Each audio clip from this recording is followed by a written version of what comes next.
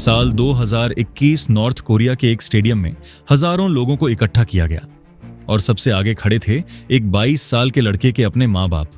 और फिर सबके सामने उस लड़के को गोली मार दी गई। उसका जुर्म यह था कि उसने सिर्फ साउथ कोरियन म्यूजिक सुना था। नॉर्थ कोरिया में यह सिर्फ एक कहानी नहीं है, बल्कि यह वहां की हकीकत है।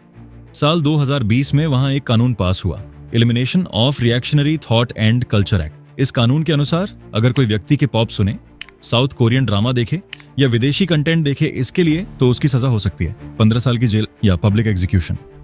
लेकिन कहानी यहीं खत्म नहीं होती। नॉर्थ कोरिया में अगर आपके परिवार के किसी सदस्य ने भी कभी गुनाह किया हो तो उसकी सजा आपकी आने वाली पूरी पीढ़ी भुगतती है। 2009 में एक ऐसा केस सामने आया था जहां 2 साल के बच्चे को उम्र कैद की सजा दे दी गई। क्यों?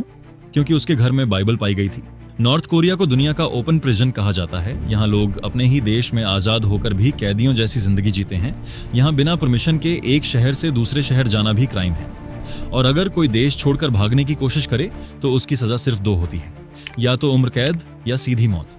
2025 की एक रिपोर्ट के अनुसार 3 लोग नाव से देश छोड़कर भागने की कोशिश कर रहे थे, लेकिन अनफॉर्चुनेटली नॉर्थ कोरियन सेना ने उन्हें पकड़ लिया और हर व्यक्ति को 60 गोलियां मारी गईं और फिर उनकी लाशों को गांव में टांग दिया गया ताकि बाकी लोग डर जाएं। पर बाहर से देखने पर नॉर्थ कोरिया बिल्कुल अलग दिखता है।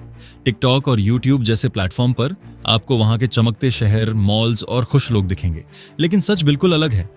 नॉर्थ कोरिया एक प्याज की तरह है, जितनी परतें हटाओगे उतनी ही डरावनी सच्चाई सामने आएगी।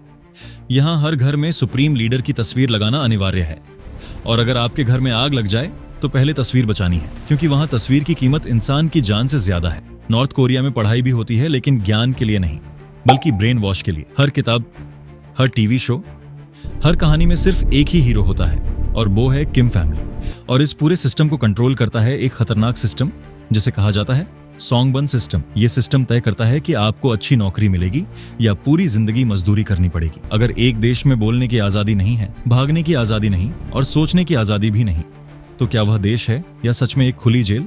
कमेंट में जरूर बताएं। मिलते हैं और एक ऐसे ही इंफॉर्मेशनल टॉपिक के साथ। तब तक के लिए जय हिंद, जय भारत।